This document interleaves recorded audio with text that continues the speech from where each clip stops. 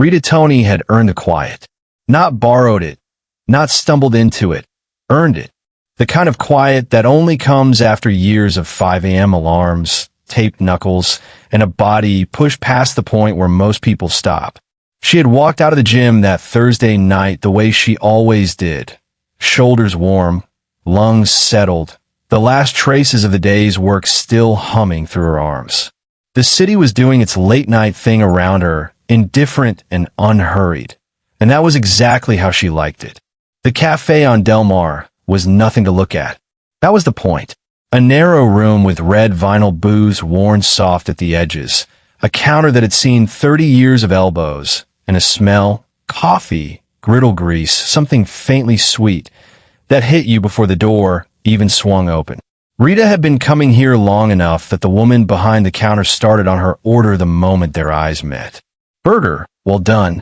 Water, no ice. Same as always. She slid into her booth near the back wall, set her bag down, and let her spine decompress against the seat. The place was half full with the kind of people who needed somewhere to exist at 10 p.m. on a weeknight.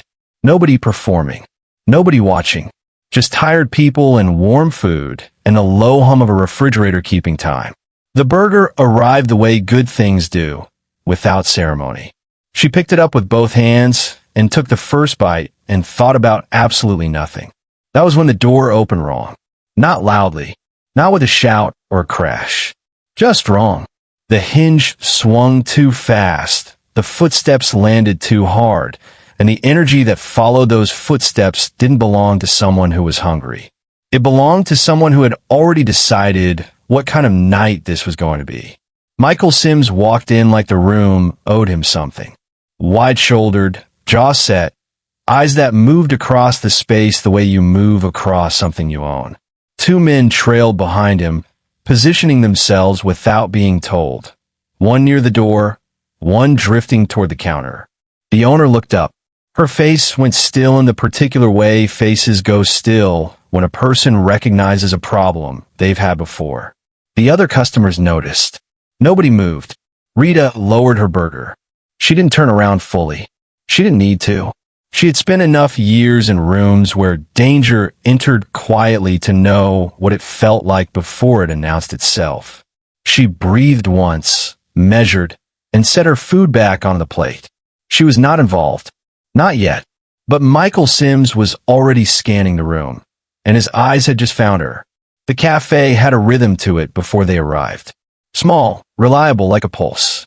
The owner, a compact woman named Deb, who had run this place for 11 years through 2 recessions and a pandemic, moved behind the counter with the efficiency of someone who had stopped wasting motion a long time ago. She knew her regulars by order, not always by name. She knew when to refill without being asked, when to leave people alone, and when something in the room had shifted. She felt the shift now. She finished wiping the section of counter she'd been working on, set the cloth down slowly, and did not look directly at the men. Looking directly was an invitation. She had learned that too. Michael Sims settled against the counter like he was claiming territory. One forearm flat on the surface, weight leaning in, shoulders angled in a way that narrowed the space between himself and Deb without requiring a single step forward. He had the practiced ease of a man who had done this particular thing many times, entering a room and making it smaller just by being in it. He didn't raise his voice. He didn't need to.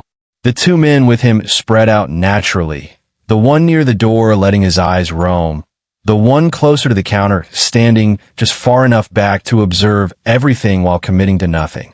Deb's hands pressed flat against the surface behind her. She answered what he said. Something low, something transactional, the kind of exchange Rita couldn't hear from the booth, but could read clearly enough in the geometry of their bodies. Whatever Michael wanted, Deb was not in a position to simply give it. And whatever she offered in return, it was not satisfying him. His jaw tightened, just slightly, the kind of tightening that meant the patience portion of the evening was ending. Around the room, people recalibrated quietly. The man 2 booths down stopped stirring his coffee. The young woman near the window closed her laptop without looking at it. A teenage boy sitting with his mother shifted his chair back an inch, the scrape of it against the floor drawing a brief sharp look from the man near the door. The boy went still. The waitress, 20-something, name tag that read Carla, had been moving between tables with a coffee pot. She stopped near the kitchen entrance, pot in hand, watching. Her instincts told her to do something. Her experience told her to stay exactly where she was. Rita observed all of it without appearing to observe any of it. She had returned to her food, or at least she was holding it. The burger rested in both hands, but she hadn't taken a bite in the last 90 seconds. Her eyes stayed forward, fixed on the middle distance, but her attention had expanded outward across the whole room, the way it did during sparring when she needed to track movement at the edges without telegraphing what she was watching. She cataloged without judging. 3 men, distinct roles. The one at the counter held authority. He was the point, the decision maker. The one near the door was containment, making sure the room stayed sealed. The one drifting between was the variable, unanchored, the most likely to do something impulsive. She noted the exits. She noted the distance between tables. She noted the position of the counter relative to her booth, the width of the aisle that ran through the center of the room.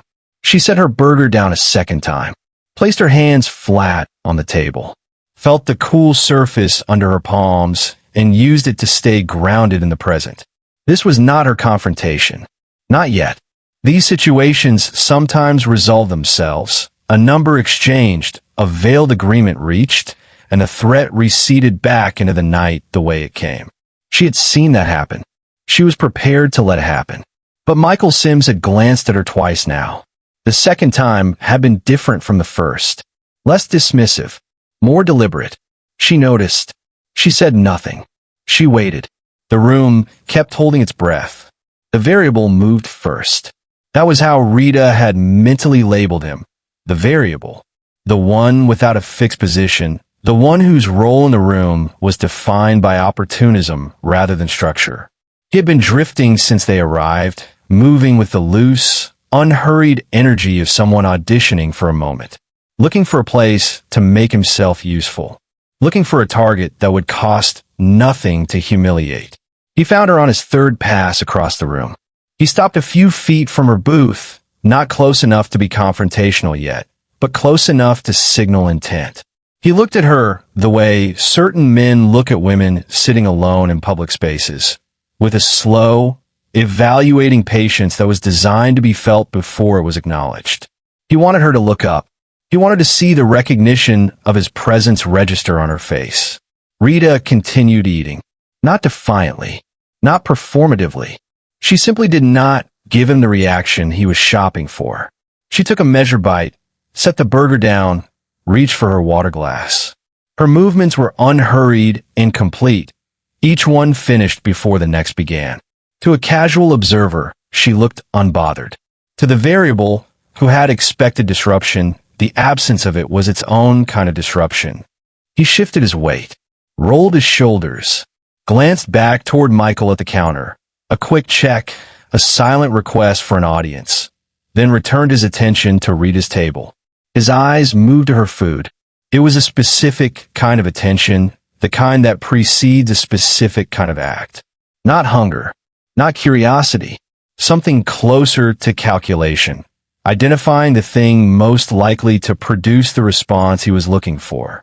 Rita had seen that look before, in different rooms on different faces. It always preceded the same category of behavior. She placed her water glass down carefully.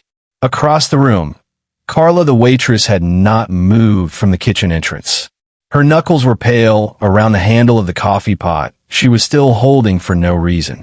She was watching the variable with the fixed, helpless attention of someone watching a car slide toward ice.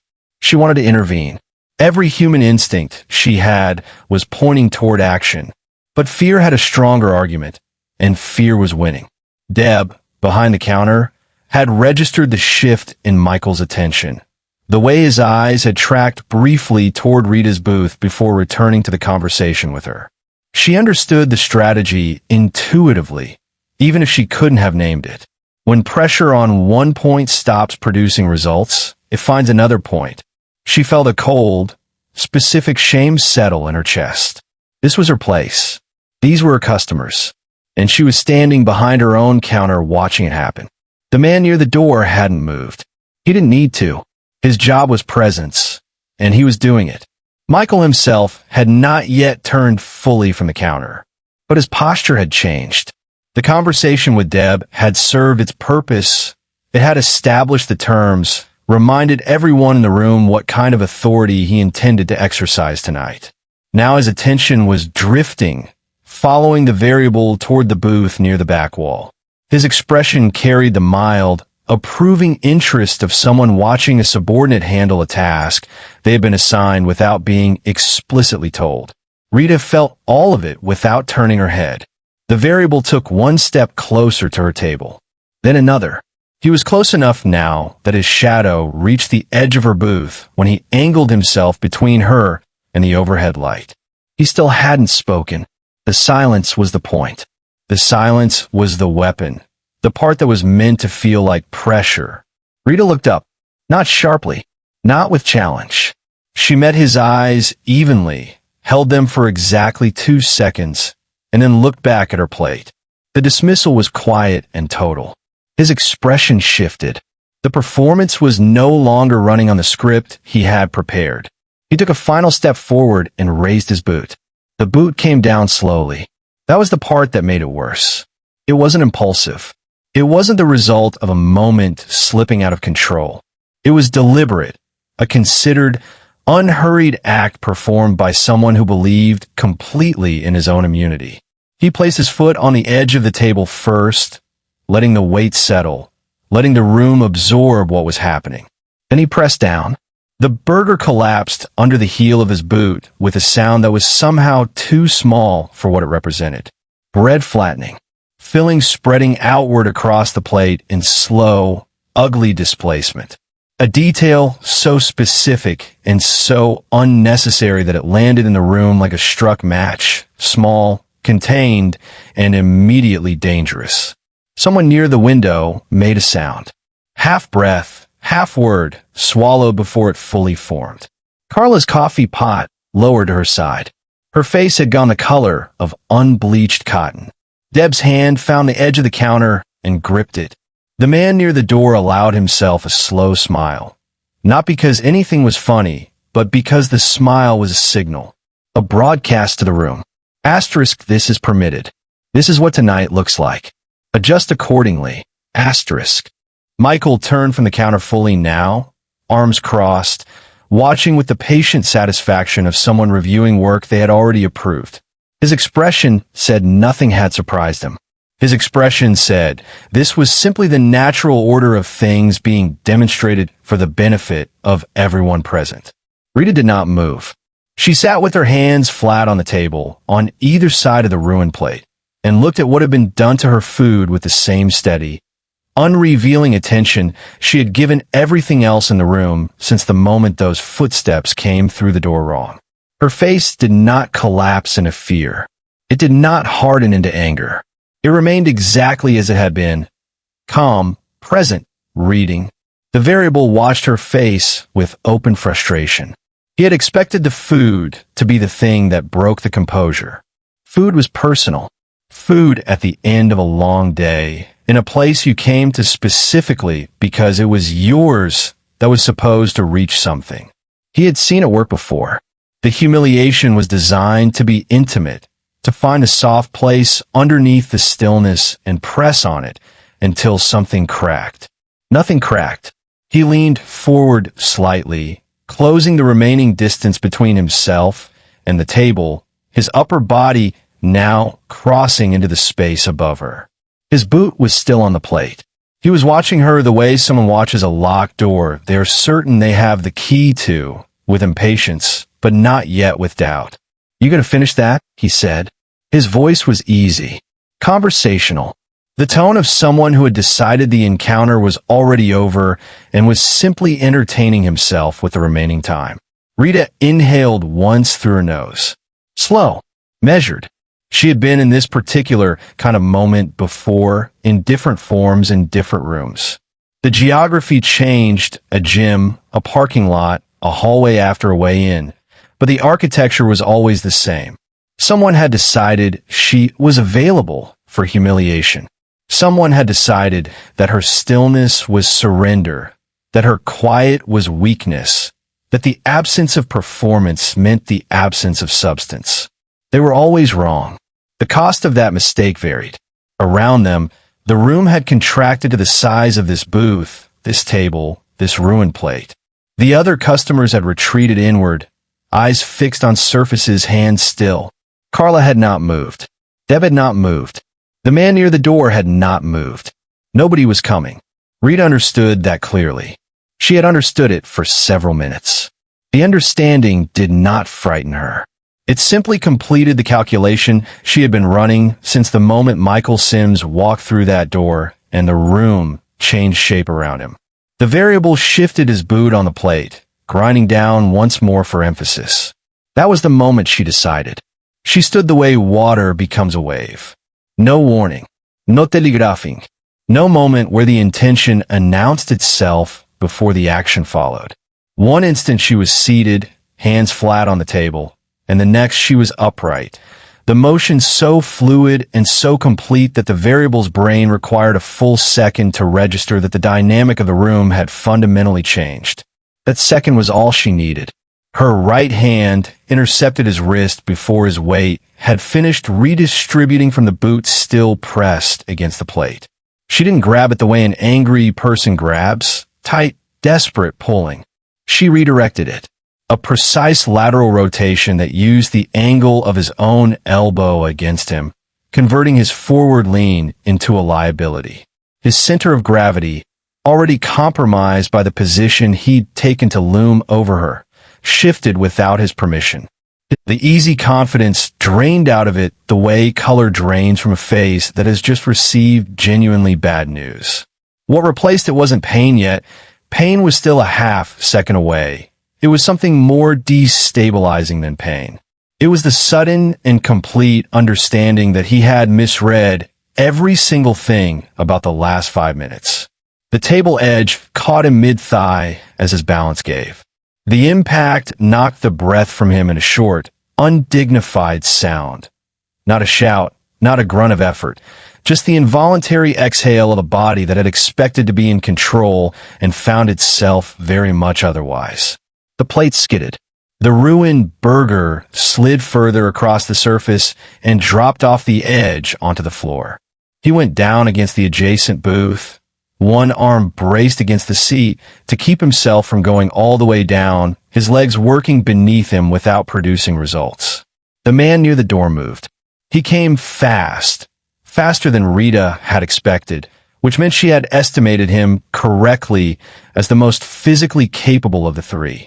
He closed the distance between the door and her position in 4 strides, his path direct, his intention uncomplicated. She let him come.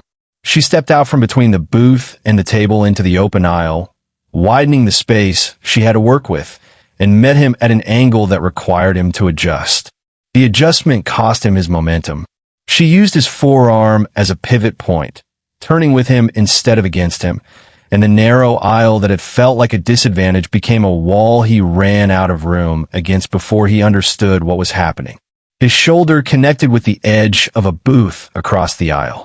He grabbed at the table to steady himself and pulled it partway with him, the legs screaming against the floor, a water glass toppling and shattering against the tiles. The sound broke something open in the room. Carla cried out. A short, sharp sound she immediately pressed her hand over. A man in the far booth shoved backward from his table and stood without knowing why he was standing. 2 patrons near the window scrambled out of their seats, creating distance between themselves and the center of the room with the instinctive, uncoordinated urgency of people whose bodies had decided to act before their minds caught up. Michael Sims had not moved from his position near the counter. He was watching now with an expression that had lost every trace of its earlier satisfaction. His arms had uncrossed. His weight had shifted forward slightly onto the balls of his feet, the posture of a man who had just recognized the situation for what it actually was, a full revision happening in real time behind his eyes. He looked at Rita. Rita looked back at him. She was breathing steadily, deliberately, her stance open and grounded, her hands loose at her sides. She was not performing. She was not posturing. She was simply standing in the room the way she stood in every room that required her full attention, fully present, fully prepared, waiting to see what decision he was going to make next. The variable was still trying to get up. He wasn't managing it. Michael Sims made his decision in the space between two breaths. He pushed off the counter. Not toward Rita. That much was clear immediately. The angle of his body, the direction of his first step, the way his eyes cut to the door rather than across the room. He was recalculating. The evening had produced a result he had not accounted for, and the part of him that had survived this long on instinct was now overriding the part that wanted to save face. He said something to the man still braced against the booth across the aisle. Low, clipped, a single syllable that functioned as a command. The man stopped trying to reassert himself and started trying to stand with whatever dignity remained available to him, which was not much. The variable had made it upright by then, one hand gripping the back of a booth seat, his breath still uneven, his eyes fixed on a point somewhere to the left of Rita's shoulder. He was not looking at her directly. Looking at her directly had stopped feeling like a safe option approximately 90 seconds ago. Rita did not advance. She stood exactly where she was, in the center of the aisle, and watched the three men reorganize themselves toward the exit. Her breathing had returned to its baseline. Her hands remained loose. There was no triumph in her posture, no invitation to continue, no performance of dominance for the benefit of the room. She had done what the situation required. She was finished doing it. Michael reached the door first. He put his hand on it and paused. Just briefly, just long enough to suggest that something was being considered. Some reclamation of the narrative, some parting word that would restore the shape of the evening to something he could carry out of here without it costing him too much. He didn't find it. The door opened. The night outside was indifferent and unhurried. The same city it had been an hour ago, unchanged by everything that had happened inside these walls. He walked through it. The variable followed without looking back. The man from the aisle went last, moving stiffly, favoring his left side, the door swinging shut behind him with a sound that was ordinary and final at once. For a moment, the cafe held the silence the way a room holds smoke after a fire. Present, dispersing, real. Then Deb exhaled. It was a long, slow breath. The kind that carries 11 years of a place being yours and the specific relief of watching it remain so. She pressed both palms flat against the counter, steadied herself, and looked across the room at Rita with an expression that had moved entirely beyond words. Rita looked back at her. She nodded once, small even enough. The room began, carefully, in pieces, to remember how to breathe. The cafe did not recover all at once. It came back in fragments, the way feeling returns to a limb that has been held too long in one position. First awareness, then sensation, then cautious movement. A chair scraped softly against the tile. Someone set a cup down that they had been holding suspended for the last several minutes without realizing it. The refrigerator hum reasserted itself, familiar and constant, as though it had never stopped, but had simply been inaudible beneath the weight of everything else. Carla moved first among the staff. She set the coffee pot down on the nearest counter, the first time she had released it since the men walked in, and stood for a moment looking at her own hand, as if confirming it still belonged to her. Then she picked up a cloth and walked to the shattered water glass on the floor and crouched down and began collecting the larger pieces with careful, methodical attention. The work gave her somewhere to put herself. Her hands still trembled faintly, but they were doing something, and doing something was better than standing in the kitchen entrance watching the world come apart. The patrons resettled in stages. The man who had stood without knowing why he was standing slowly returned to his booth and looked at his food as though reacquainting himself with a life interrupted. The two near the window sat back down and did not speak to each other, but the silence between them was companionable now rather than frozen. A woman near the counter opened her purse, closed it, opened it again, and finally just rested her hands on the table and looked at nothing in particular until her breathing steadied. Nobody approached Rita directly. They were aware of her, acutely, collectively aware, in the way a room becomes aware of something it has witnessed and does not yet have language for. Eyes moved toward her and then away, not from discomfort, but from a kind of respect that hadn't settled into a form yet. She had done something in front of them that most of them had never seen done, and the processing of it was still underway, working its way through the layers of fear and relief, and something quieter underneath both. Rita stood beside her booth and looked at the ruined plate still sitting on the table. The burger lay crushed and displaced. The meal she had earned at the end of a long day, reduced to something unrecognizable. She regarded it without anger. It was just food. Food could be replaced. What could not be replaced was the thing Deb had built over 11 years in this narrow room, with its worn vinyl and its reliable smells. The right of ordinary people to sit in a place that was theirs without being made to feel otherwise. That was what had been threatened tonight. That was what remained. She pulled her jacket from the booth seat and held it in her hands. Deb came around the counter. She had not left that position all evening, had anchored herself behind it the way people anchor themselves behind the one solid thing available when everything else becomes uncertain. Coming around it now was a small act, but it carried the specific weight of a choice made deliberately after a long time of not being able to make it. She crossed the room slowly, not toward the door, not toward the damage, toward Rita. She stopped a respectful distance away, close enough for the gesture to be personal, far enough to make clear she was not assuming anything. Her expression had moved through several things since the door swung shut behind Michael Sims and settled finally into something that was not quite gratitude and not quite relief, but contained both, compressed into the particular dignity of a woman who had learned a long time ago not to let herself come undone in front of her own customers. She looked at Rita for a moment without speaking. Then she nodded. Deep, unhurried, the kind of nod that functions as a complete sentence. One that covered everything that had happened in this room tonight, everything she had carried into it before tonight, and everything she intended to carry forward from it. Rita returned the nod with equal economy. She understood. Some things were diminished by being spoken. This was one of them. Carla had finished clearing the broken glass and straightened up behind them. She looked at the ruined plate on Rita's table, then at Rita, her expression carrying a young person's particular mixture of awe and the urgent need to do something practical with an emotion too large for the moment. She gestured toward the plate, a wordless offer. Let me replace it. Let me do this one small thing. Rita shook her head, quietly, without unkindness. The food didn't matter now. The appetite had been a casualty of the evening, and she accepted that without resentment. What mattered was the room, and the room was healing. She could feel it in the way the air had changed.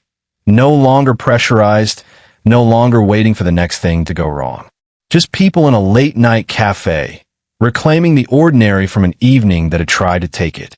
An older man in the corner booth caught Rita's eye as she turned from the table.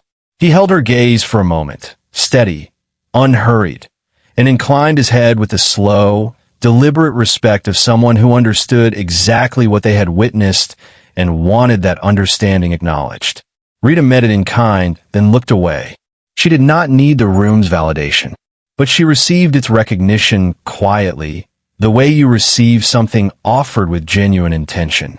She put on her jacket, adjusted it at the shoulders the way she always did, picked up her bag, and looked once more at the room that had just reminded itself what it was. The bell above the door chimed once as Rita pushed it open. It was a small sound, thin, bright, utterly ordinary, and it landed in the room behind her like punctuation at the end of a very long sentence. The night outside received her without ceremony. Cool air, distant traffic, the particular quality of city silence that wasn't actually silence, but had enough space in it to feel that way. She stepped onto the sidewalk and let the door close behind her and stood still for a moment, feeling the temperature against her face and the familiar weight of her bag on her shoulder. She did not feel like a hero. That was the clearest thing she could say about what she felt, and she had learned over years of training and competition to trust the clearest thing over the more complicated ones. Heroes existed in the telling of stories afterward, in the shape people gave events once the events were over and needed to mean something. In the actual living of the moment, there was only assessment, decision, and consequence. She had assessed. She had decided. The consequences had landed where they needed to land. She started walking. The route back was the same one she had taken 100 times, familiar enough that her feet handled it without instruction, leaving her mind free to settle. She thought briefly about Michael Sims, not with anger, not with satisfaction, but with the flat, diagnostic attention she gave to problems that had been solved. He had walked into that cafe carrying a certainty about how the world was ordered, who held power, who absorbed it, which bodies in a room were available for demonstration, and which were not. That certainty had met reality tonight, and reality had not accommodated it. She did not know if that would change anything for him. She suspected it would not.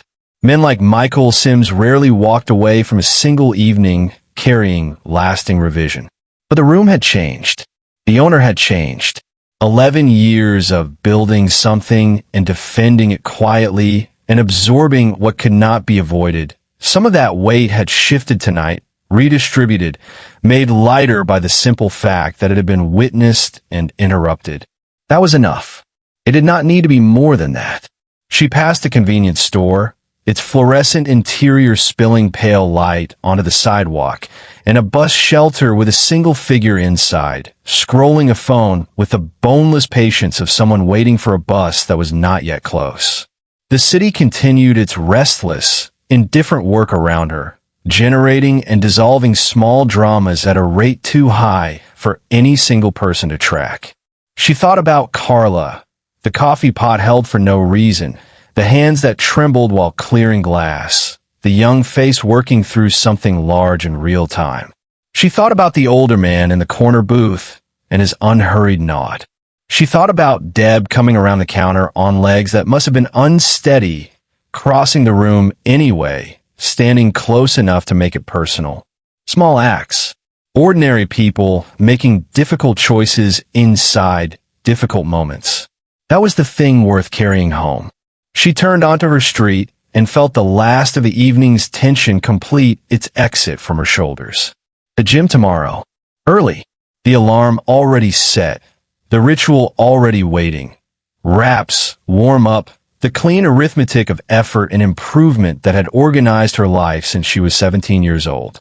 The cafe stood somewhere behind her, lights burning warm against the dark. Inside it, people were talking again. That was enough. That was everything.